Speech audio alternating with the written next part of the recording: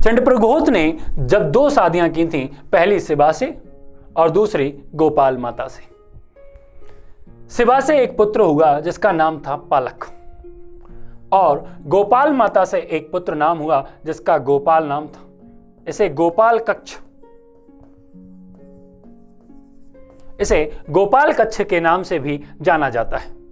यानी कि चंडप्रघोत की जो प्रमुख 2 पत्नियां थीं, शिवा और गोपाल माता, इनसे 2 संतानों का जन्म हुआ, जिसमें पालक जो ज्येष्ठ पुत्र था वह अवंती का चंडप्रघोत के पश्चात राजा बनता है। तो वहीं गोपाल माता से उत्पन्न पुत्र जो गोपाल थे, वो माता के संस्कारों से और बौद्ध धर्म के संरक्षण में पलने और पोषित होने के कारण बौद्ध धर्म को अपना लेते हैं और बौद्ध भिक्षु बन जाते हैं। हालांकि कहते हैं कि गोपाल की उस समय तक गोपाल की शादी हो चुकी थी और उनसे भी एक पुत्र उत्पन्न हुआ था जिसका नाम था आर्यक।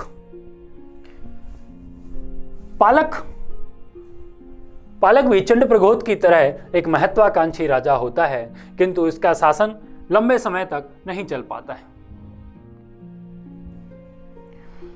वायु पुराण कहता है कि पालक ने 28 वर्षों तक अवंती पर शासन किया। जिस दिन यह राजा बना था उसी दिन महावीर स्वामी का निर्वाण प्राप्त हुआ। यह तथ्य इससे जुड़ा हुआ है कि जब महावीर स्वामी का निर्वाण हुआ था उसी समय अवंती में पालक नाम का राजा विद्यमान हुआ और अपना राज्यारोहण कराता है। इसने अवंती राज्य का विस्तार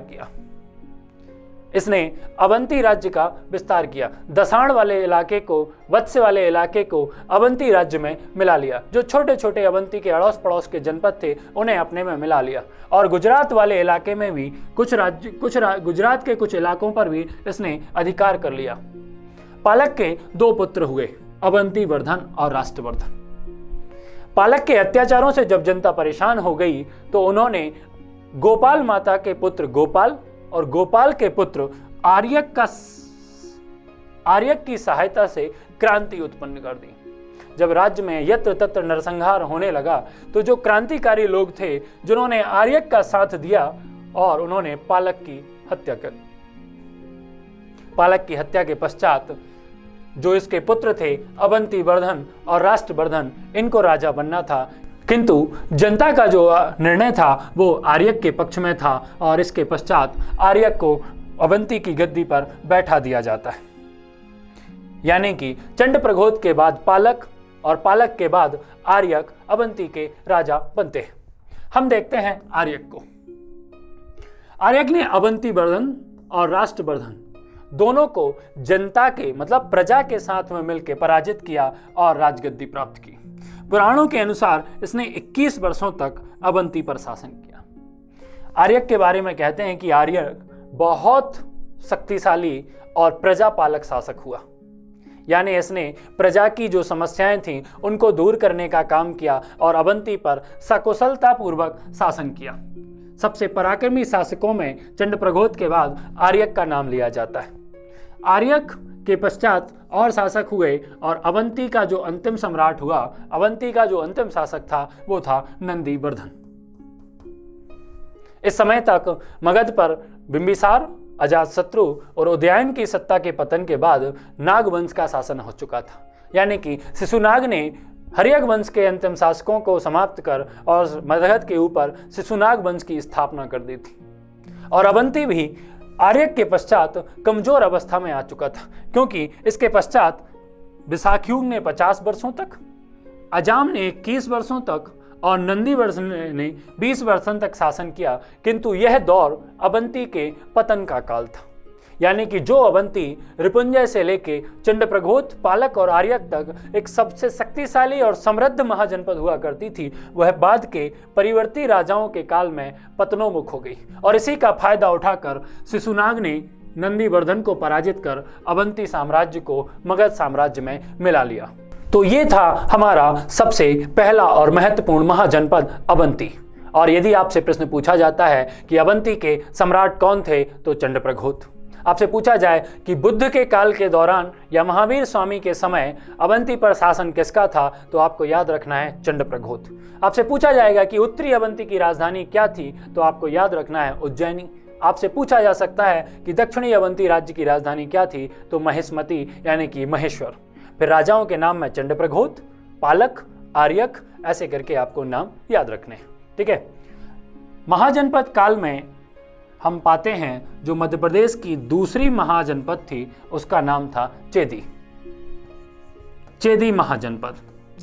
चेदी नाम सुनते से ही महाभारत कालीन शिशुपाल का नाम याद आता है, जिसकी हत्या श्री कृष्ण भगवान ने की थी उसकी गालियों के कारण।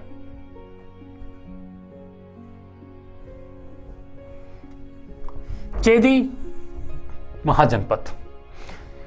मध्य प्रदेश में पहली जो है महाजनपद वो अवंती और दूसरी चेदी का क्षेत्र, यानी कि वर्तमान में जो बुंदेलखंड वाला इलाका है वो उस समय चेदी महाजनपद का इलाका हुआ करता था और इसकी राजधानी थी सुक्तिमती। सुक्तिमती केन नदी का प्राचीन नाम भी है। जो कटनी से होते हुए छतरपुर पन्ना होते हुए निकलती है उस नदी को केन नदी कहते हैं और केन नदी का प्राचीन नाम है सुक्तिमती। और चेदी महाजनपद की जो राजधानी थी वो थी सुक्तिमती। और पौराणिक ग्रंथों की बात करते हैं तो इसे सोत्यवती के नाम से भी जाना जाता है। बहुत पौराणिक ग्रंथों, बहुत साहित्यिक ग्रंथों के अध्ययन के पश्चात भी इस चेदी महाजनपद के महाराजाओं की या राजाओं की राजवंशी प्रणाली का कोई ज्ञान हमें प्राप्त नहीं हुआ है। यानी कि उस समय के जो राजा हुए किसका क्या नाम था इसकी जानकारी हमारे पास अभी तक नहीं प्राप्त हुई है। लेकिन यहाँ के जो प्रथम शासक था उसे चेत्तीय कहते थे और इसी चेत्तीय के आधार पर इस जनपद का नाम चेत्तीय या चेदी पड़ा। इसे चेत्ती या चेत्तीय के नाम से इस जनपद को जाना गया और यह हमारे मध्य प्रदेश में दूसरी प्रमुख महाजनपद थी। इसके राजवंशावली की जानकारी हमें हासिल नहीं हो पाई। ठीक है। तो हमारे पास मध्य प्रदेश में दो महाजनपद प्रमुख थे, एक अवंती और दूसरा चेदी। अवंती में तो हमें राजा महाराजाओं की जानकारी पौराणिक ग्रंथों या साहित्यिक स्रोतों से प्राप्त हो जाती है, किंतु चेदी महाजनपद की जानकारी हमारे पास उपलब्ध नहीं है। हम बात करते हैं महाजनपदकालीन नगर और उनके वर्तमान नामों की। एक अच्छा और अगला प्रश्न यही बनता है इस टॉपिक से कि महाजनपद काल के दौरान जो नगर थे उन नगरों को वर्तमान में किस नाम से जानते हैं। जो साहित्यिक ग्रंथों में जिन प्राचीनतम नामों का बार बार उल्लेख किया गया है उनकी स्थिति क्या थी, उनकी भौगोलिक स्थिति मध्य प्रदेश में क्या थी। तो आइए जानते हैं महाजनपदकालीन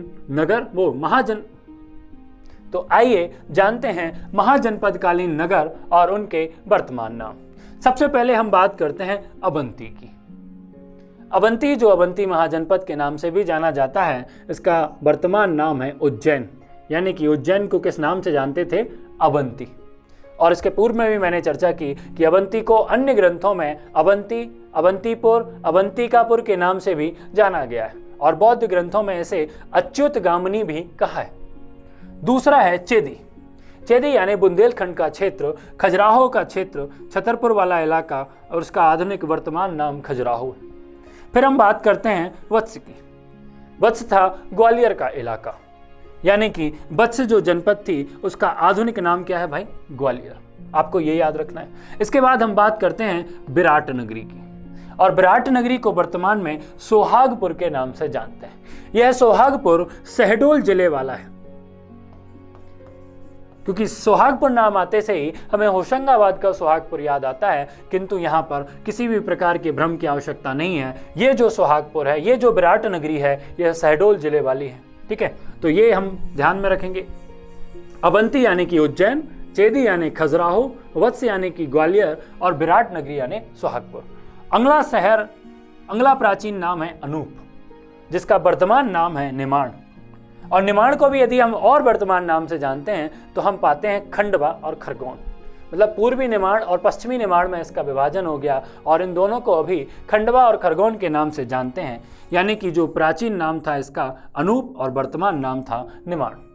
वहीं अगले क्षेत्र का नाम था दसाण। दसाण यानी कि हमारा आधुनिक विदिशा शहर।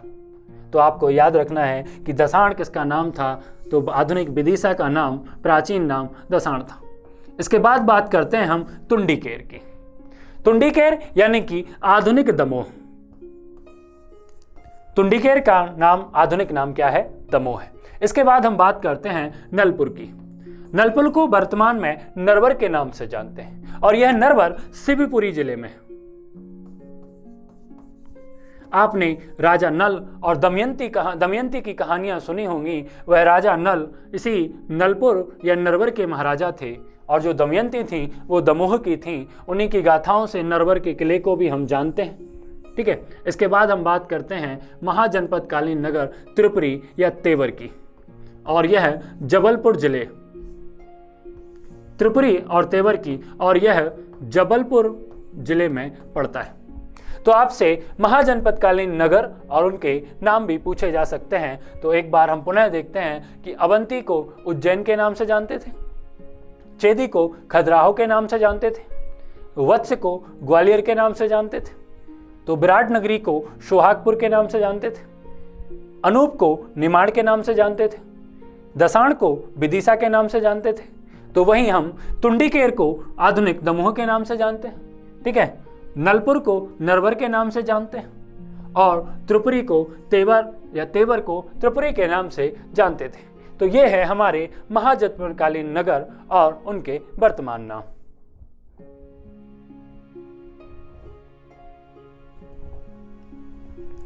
और इसी के साथ में हमारा ये आज का चैप्टर, जिसे हम महाजनपद काल का मध्य प्रदेश कहते हैं, और जिसमें हमने प्रमुख रूप से अवंती और चेदी जनपद के बारे में बात किया और महाजनपद कालीन काल के नगर और उनके वर्तमानों के नाम का अध्ययन किया, तो यह हमारा आज का चैप्टर, आज का जो विषय है वो समाप्त होता है।